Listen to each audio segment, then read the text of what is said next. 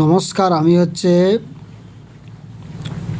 কোহলবার্গের নৈতিক বিকাশের ওপর গুরুত্বপূর্ণ কোশ্চেনগুলো আলোচনা করছি। প্রথম কোশ্চেন দেখো, কোহলবার্গের নৈতিক বিকাশ তত্ত্বে মোট কতগুলি ধাপ আছে বা কয়টি ধাপ আছে? মোট হচ্ছে এখানে 6টি ধাপ আছে। কোহলবার্গ তত্ত্বে এখানে কয়টি স্তর রয়েছে? প্রধান কয়টি স্তর? প্রধান হচ্ছে 3টি স্তর রয়েছে। প্রাক প্রচলিত স্তর এখানে কোন বয়সে সবচেয়ে বেশি দেখা যায়? প্রাক প্রচলিত স্তর হচ্ছে সবচেয়ে বেশি যেখানে শৈশব বয়সে দেখা যায়। ঠিক আছে। প্রাক প্রচলিত স্তরে এখানে কয়টি ধাপ রয়েছে? প্রাক প্রচলিত স্তরে এখানে কয়টি ধাপ রয়েছে? প্রাক প্রচলিত স্তরের 2টি ধাপ রয়েছে। এখানে শাস্তি এড়ানো এবং আনুগত্য কোন ধাপে দেখা যায়? এটা হচ্ছে প্রথম ধাপে দেখা যায়। নেক্সট কোশ্চেন হচ্ছে এখানে প্রচলিত স্তরের হচ্ছে মূল ভিত্তি কী? প্রচলিত স্তরের মূল ভিত্তি হচ্ছে এখানে সামাজিক নিয়ম। প্রচলিত স্তরের হচ্ছে এখানে কয়টি ধাপ? প্রচলিত স্তরের হচ্ছে এখানে 2টো ধাপ রয়েছে। ভালো ছেলে ভালো মেয়ে কোন ধাপে পড়ে? মানে কোন ধাপে? এটা হচ্ছে 3য় ধাপে। আইন মান্য এবং কর্তৃপক্ষের শ্রদ্ধা কোন হচ্ছে এখানে ধাপের বৈশিষ্ট্য? এটা হচ্ছে 4র্থ ধাপের বৈশিষ্ট্য। সামাজিক হচ্ছে শৃঙ্খলা বজায় রাখা কোন ধাপে পাওয়া যায়? সামাজিক শৃঙ্খলা হচ্ছে এখানে বজায় রাখা হচ্ছে 4র্থ ধাপে পাওয়া যায়। ঠিক আছে। প্রচলিত স্তর সাধারণত কোন বয়সে দেখা যায়? প্রচলিত স্তর হচ্ছে এখানে কৈশোর বয়সে দেখা যায়। আমি ভালো হলে সবাই আমাকে প্রশংসা করবে, এটা কোন ধাপে চিন্তা? এটা হচ্ছে 3য় ধাপের চিন্তা। নেক্সট কোশ্চেন এখানে দেখো, নৈতিকতার ভিত্তি যদি আইন মেনে চলা, তবে এটা কোন স্তরের বৈশিষ্ট্য? এটা হচ্ছে প্রচলিত স্তরের বৈশিষ্ট্য। সমাজ ভেঙে পড়বে যদি আইন না মানি, এটি কোন ধারণার পাশে, মানে কোন ধারণার হচ্ছে, মানে কোন ধারণার কোন ধাপে?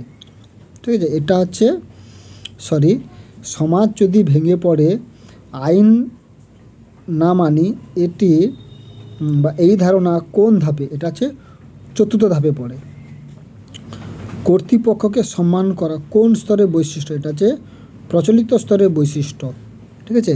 নেক্সট কোশ্চেন দেখো, এখানে প্রচলিত স্তরের হচ্ছে এখানে মূল ভিত্তি। প্রচলিত হচ্ছে উত্তর প্রচলিত স্তরের মূল ভিত্তি কি? উত্তর প্রচলিত স্তরের মূল ভিত্তি হচ্ছে এখানে সার্বজনীন নৈতিক বিকাশ। উত্তর প্রচলিত স্তর হচ্ছে এখানে ধাপ কয়টি? উত্তর প্রচলিত স্তরের ধাপ হচ্ছে এখানে 2টি। প্রতিটা ধাপে 2টি করে আছে। সামাজিক চুক্তি ব্যক্তিগত অধিকার কোন ধাপে পড়ে? সামাজিক চুক্তি ব্যক্তিগত অধিকার 5ম ধাপে পড়ে। সার্বজনীন নৈতিক বিকাশ কোন ধাপে? সার্বজনীন নৈতিক বিকাশ একেবারে সর্বশেষ এবং 6ষ্ঠ ধাপে পড়ে। উত্তর প্রচলিত স্তরে মানুষ আইন ভঙ্গ করতে পারে কেন? এখানে সার্বজনীন নৈতিক প্রয়োজন আছে বলে। ঠিক আছে। ন্যায় বিচার আইন থেকেও বড়, এটি কোন ধাপের চিন্তা? ন্যায় বিচার আইন থেকেও বড়, এটি 6ষ্ঠ ধাপের চিন্তা। গরিবকে সাহায্য করা কোন স্তরের উদাহরণ? এখানে উত্তর প্রচলিত স্তরের উদাহরণ। ঠিক আছে। নেক্সট হচ্ছে এখানে যদি কোনো আইন বা অন্যায় হয় তাহলে সেটি মানতে হবে না, এটা কোন ধাপের চিন্তা? এটা হচ্ছে 5ম ধাপের চিন্তা। সার্বজনীন নৈতিক বিকাশ বা নৈতিক ভিত্তি হচ্ছে সার্বজনীন নৈতিক নীতি ও নৈতিকতা কোন স্তরে পাওয়া যায়? উত্তর প্রচলিত স্তরে পাওয়া যায়। মানুষ আইন তৈরি করেছে তাই আইন পরিবর্তনযোগ্য, এটা হচ্ছে 5ম ধাপে আলোচনা করা হয়েছে। নেক্সট গুরুত্বপূর্ণ কোশ্চেন, কোহলবার্গের নৈতিক তত্ত্ব কোন মনোবিজ্ঞানী দ্বারা প্রভাবিত হয়েছে? এখানে পিয়াগেট দ্বারা প্রভাবিত হয়েছে। কোহলবার্গের গবেষণা কি ব্যবহার করা হয়েছিল? এখানে নৈতিক দ্বন্দ্ব বা মোরাল ডেভেলপমেন্ট। ঠিক আছে। হেইঞ্জ ডিলেমা কার গবেষণার সঙ্গে সম্পর্কিত? এখানে হেইঞ্জ ডিলেমা মানে কোহলবার্গের সঙ্গে। হেইঞ্জ দ্বন্দ্ব মূলত কোন বিষয় পরীক্ষা করতো? এখানে নৈতিক সিদ্ধান্ত। কোহলবার্গ তত্ত্ব কোন ধরনের এখানে তত্ত্ব? এটা হচ্ছে নৈতিক বিকাশ তত্ত্ব। নৈতিক এখানে আছে, এই যে বিকাশ আছে এখানে। ঠিক আছে। নেক্সট, কোহলবার্গ কতটি দেশে গবেষণা করেছেন? তিনি হচ্ছে তার তত্ত্বটা প্রকাশ করার জন্য একাধিক দেশে তিনি হচ্ছে গবেষণা করেছেন। নৈতিক দ্বন্দ্বে, নেক্সট কোশ্চেন, নৈতিক দ্বন্দ্বে মানুষ কীভাবে যুক্তি দেয় তা দিয়ে কোহলবার্গ কী বোঝাতে চেয়েছিলেন? নৈতিক স্তর। নৈতিক বিকাশের ধাপে কয়টি ভাগ ছিল বা কয়টি ভাগ কে করেছিলেন? নৈতিক বিকাশের ধাপ কে হচ্ছে এখানে কোহলবার্গ ভাগ করেছেন। নৈতিক বিকাশের সর্বোচ্চ ধাপ কয়টি? এখানে 6টি। নৈতিক বিকাশের প্রথম ধাপ কী নামে পরিচিত? এখানে শাস্তি ও আনুগত্য নামে পরিচিত। নেক্সট কোশ্চেন, গুরুত্বপূর্ণ কোশ্চেন, কোহলবার্গ তত্ত্ব কোন ধরনের উন্নয়ন ব্যাখ্যা করে? কোন ধরনের বলতে এখানে নৈতিক তত্ত্ব ব্যাখ্যা করে। এই যে আবার সে ভালো ছেলে ভালো মেয়ে কোন ধাপে? কোন ধাপে মানুষ কোন বিষয়ের উপর গুরুত্ব দেয়? এটা হচ্ছে প্রশংসার উপর গুরুত্ব দেয়। ঠিক আছে। সামাজিক চুক্তি ধাপে মানুষ কি মেনে নেয়? সামাজিক চুক্তি ধাপে হচ্ছে আইন হচ্ছে এখানে পরিবর্তনযোগ্য। ঠিক আছে। সার্বজনীন নৈতিক বিকাশ ধাপে মানুষ কাকে গুরুত্ব দেয়? এখানে মানবতা ও ন্যায় নীতিকে গুরুত্ব দেয়। কোহলবার্গ তত্ত্ব মূলত কোন শিক্ষায় বেশি কার্যকর? এখানে নৈতিক শিক্ষার বেশি কার্যকর। ঠিক আছে। নেক্সট, নৈতিকতা যদি অন্যের অনুমোদন পাওয়া যায় তবে এটি কোন ধাপের বৈশিষ্ট্য? এটা হচ্ছে 3য় ধাপের বৈশিষ্ট্য।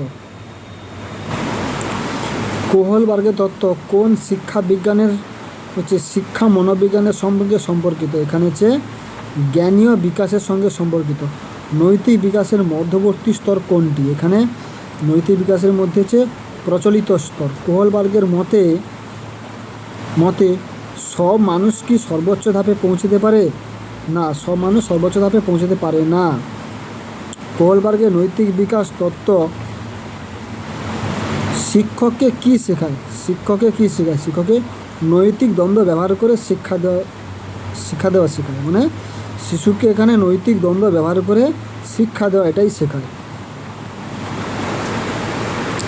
নেক্সট, এখানে ব্যক্তিগত প্রয়োজন পূরণ করে কোন ধাপে?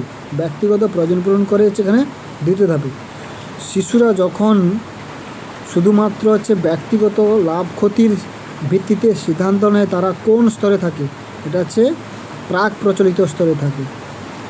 শাস্তি এড়ানো যখনই নৈতিকতার মূল কারণ তখন শিশুটি কোন ধাপে আছে? তখন হচ্ছে শাস্তি এড়ানো হলেই এখানে প্রথম ধাপে হবে। আমি ভালো করলে পুরস্কার পাবো, এটা কোন স্তরে? এটা হচ্ছে প্রাক প্রচলিত স্তরে। শিশু যখন ব্যক্তিগত স্বার্থকে প্রধান মনে করে সেটা কোন ধাপে হবে? সেটা হচ্ছে 2য় ধাপে হবে।